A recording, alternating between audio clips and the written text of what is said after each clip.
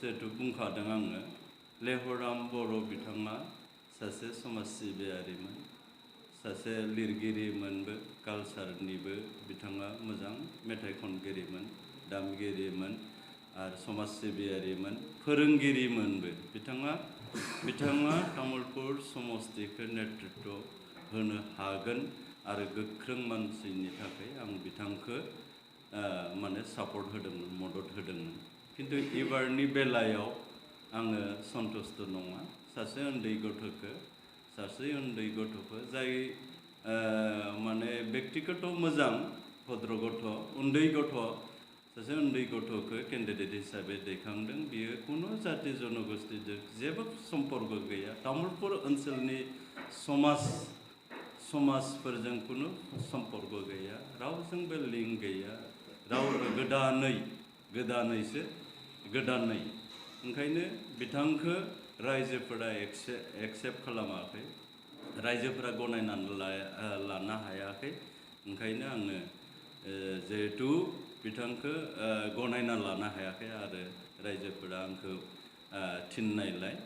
लेखालाय आं एबार गसंबाय तामुलपुर ओनसोलनि सर्बांगिन उन्नतिनि सार्थआव सान्थिनि सार्थआव आं खामानि मावबोखादोंमोन गोदोबो दाबो तामुलपुरनि सर्बांगिन उन्नतिनि थाखाय आरो सान्थिनि थाखाय गासैबो जाति जनगोष्ठी एखेलेगे जोङो ज'नो थालायनो हायो ज'नो खामानि मावलायनो हायो समस्तनि उन्नतिनि खामानि मावलायनो हायो बेनो मेन उद्देश्यआ सान्थि आरो प्रगति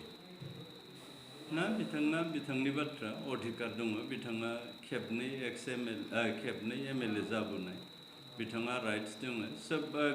गावबा गाव बयहाबो राइट्स दङ बे गणतन्त्र देशआव बयहाबो इलेक्सन गेलेनायनि राइट दङ बिथाङाबो गोसो जादों बिथाङा गेलेगोन बिथांनि बाथ्रा बियो आङो दा रायजोफोरनि सायाव आं दुगानानै बुंनानै माबा जेबो जाया दा जों नमिनेसनखौनो होआखै 8 तारिखआव आङो नमिनेसन फाइल खालामगोन गतिके बिनि उनाव रायजोफोरनि आंहा मोनसे फोथायनाय दङ तामुलपुर ओनसोलनि रायजो राजाफोरा आंखौ सहसै गनायनानै लागोन खारन गोदोबो आंखौ इन्डिपेन्डेन्ट हिसाबैनो तामुलपुर ओनसोलनि रायजो राजाफोरा आंखौ गनायनानै आंखौ एमएलए बानायदोंमोन एबारबो आंखौ जिखिनि केन्डिडेट ओंखारदों बिथांमोननि गेजेराव आंखौ गनायसिनगोन होननानै आंहा फोथायनाय दङ तामुलपुर ओनसोलनि रायजोनि समस्ति आं गोदोबो एमएलएमोन 2006निफ्राय 11सिम एमएलएमोन इन्डिपेन्डेन्ट हिसाबै आंनि बिगिनिंआनो इन्डिपेन्डेन्ट गेजेराव आङो मोजां मानसि केन्डिडेट इउपिपिएल दोलो मोजां केन्डिडेट होनायनि थाखाय गेलेयाखैमोन बिथाङा किन्तु साडेनलि माने कभिड माबायाव बेरामाव गोग्लैनानै थैदों रुंसारि जालांदों जोबोद खहा जादों तामुलपुर ओनसोलनि रायजोफोरनि थाखाय किन्तु बिथांनि दा जिहेतु बाइ इलेक्सनाव नायदों आङो केन्डिडेटफोरखौ नायदों जेसेबां केन्डिडेट ओंखारदों आरो आंबो बिनि गेजेराव सासे इन्डिपेन्डेन्ट हिसाबै गेलेनो थाखाय आङो रेडि जादों तामुलपुर ओनसोलनि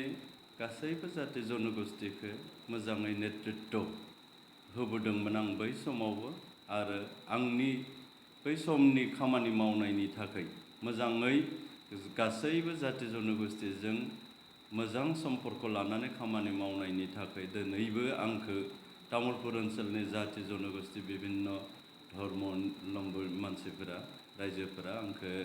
बिजाथि हिसाबै जाखांनो थिननायलाय आङो इन्डिपेन्डेन्ट हिसाबै उदां बिजाथि हिसाबै गसंनो